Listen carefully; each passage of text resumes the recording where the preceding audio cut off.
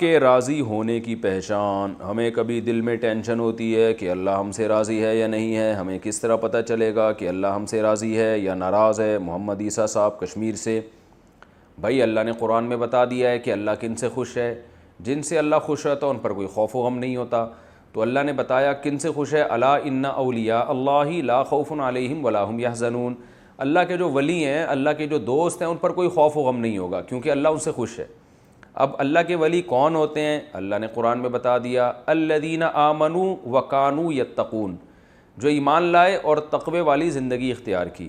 ایمان کا مطلب جو قرآن نے ہمیں عقیدے بیان کیے ہیں، جو ہمارے بیسک عقائد ہیں، اللہ ہی مشکل کشا، اللہ ہی حاجت روا، تقدیر پر ایمان ہو، آخرت پر ایمان ہو، فرشتوں پر ایمان ہو، اور شرک نہ کرتے ہوں. یہ جو موٹے موٹے ایمانیات ہیں یہ.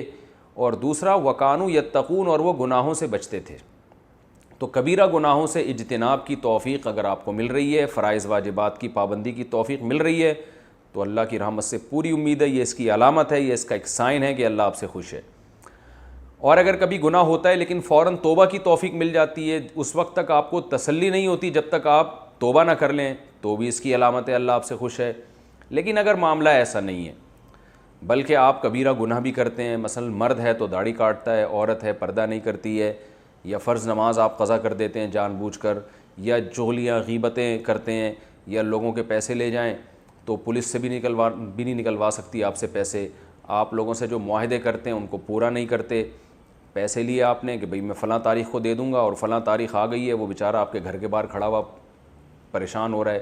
اسی طرح آپ اگر آدمی ہیں اور بیوی کے حقوق ادا نہیں کر رہے، یا عورت ہیں شوہر کے حقوق ادا نہیں کر رہی، یا اولاد ہیں والدین کے حقوق ادا نہیں کر رہے، والدین ہیں اولاد کے موٹے موٹے جو بیسک حقوق ہیں ادا نہیں کر رہے، تو یہ ساری چیزیں اگر گڑبڑ ہو رہی ہے تو اس کا مطلب ہے بھائی اللہ آپ سے راضی نہیں ہے، کیونکہ اللہ نے قرآن میں بتا دیا ہے کہ میں کن سے راضی ہوں کن سے راضی نہیں ہوں. تو اللہ ان سے راضی ہے جن کا عقیدہ بھی درست اور کبیرہ گناہوں سے اجتناب کی توفیق ملتی ہے.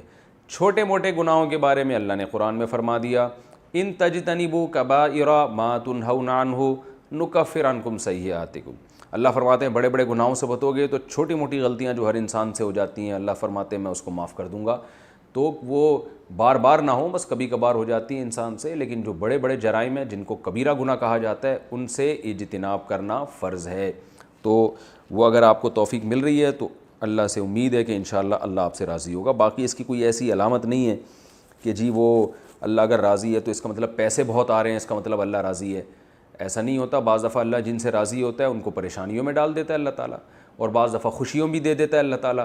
تو یہ دنیا کی خوشیاں، دنیا کی ٹینشنیں، دنیا کی پریشانیاں، یہ قطعاً اس کی علامت نہیں ہے کہ نہ پریشانی اس کی علامت ہے کہ اللہ آپ سے ناراض ہے، نہ خوشی اس کی علامت ہے کہ اللہ آپ سے خوش ہے. اللہ اعمال کو دیکھتا ہے. رسول اللہ صلی اللہ علیہ وسلم نے ارشاد فرمایا ان اللہ لا ينظر الى صورکم ولا الى اموالکم ولکن ينظر الى اعمالکم. صحیح حدیث ہے. آپ صلی اللہ علیہ وسلم نے فرمایا اللہ تمہاری شکل کو بھی نہیں دیکھتا، اللہ تمہاری دولت کو بھی نہیں دیکھتا، اللہ صرف تمہارے عمل کو دیکھتا ہے. اور الی قلوبکم بھی ہے کہ تمہارے دل کو دیکھتا ہے اور تمہارے عمل کو دیکھتا ہے.